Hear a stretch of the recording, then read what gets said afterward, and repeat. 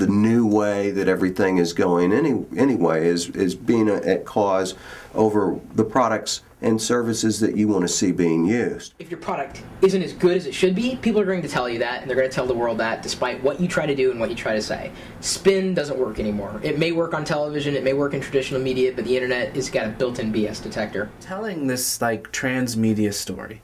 You know, we're going to tell a story in text messages, we're going to tell a story in Twitter, we're going to tell a story in a blog, we're going to tell a story on the wiki, we're going to tell a story via tapes and live performances and produced media and all of these things. Why not set that as our model for how we advertise as well? So I run this group called the Convergence Culture Consortium, and we're a research group at MIT. We work with a number of companies, some entertainment, some not, to explore what we refer to as enculturated, transmediated, participatory marketing experiences. And if you're playing buzzword bingo, that's a total word score of 90. What this means, ultimately, is that we look at the changing relationship between creative consumers, brands, and media properties within a convergence culture. Changing and evolving media environment and the technologies associated with that.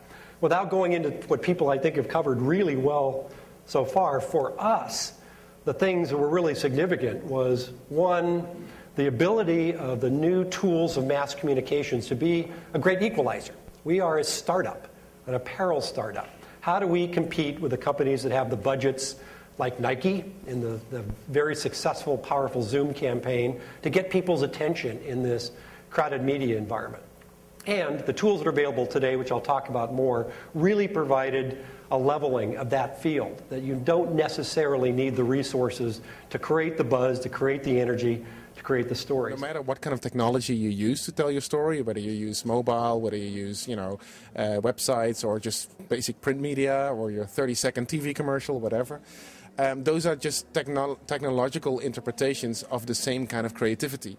I mean, how best to tell your story. And that storytelling and choices you make in telling stories as a media professional are the same everywhere. What is different, however, is, for example, let's say one of the fundamental issues of our time is like, where the hell is the audience, right? And even if you find them, they tend to do things on their own and blog and go to YouTube and all that kind of stuff.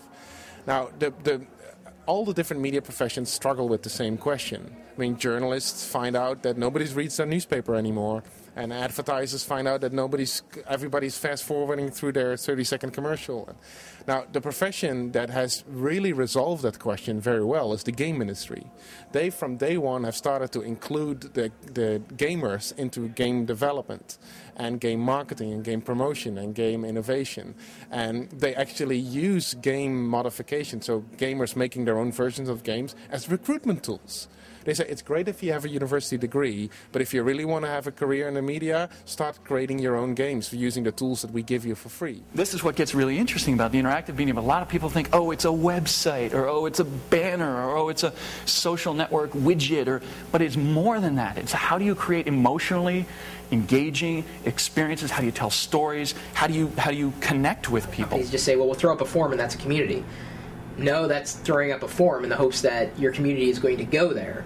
And some people see community is kind of like it's distant, and we are not going to interact with them at all, and that's the wrong way to approach community. So part of it isn't even go deeper than just the tools, go deeper than just the software. You have to get to the people, and that's where the true strength lies.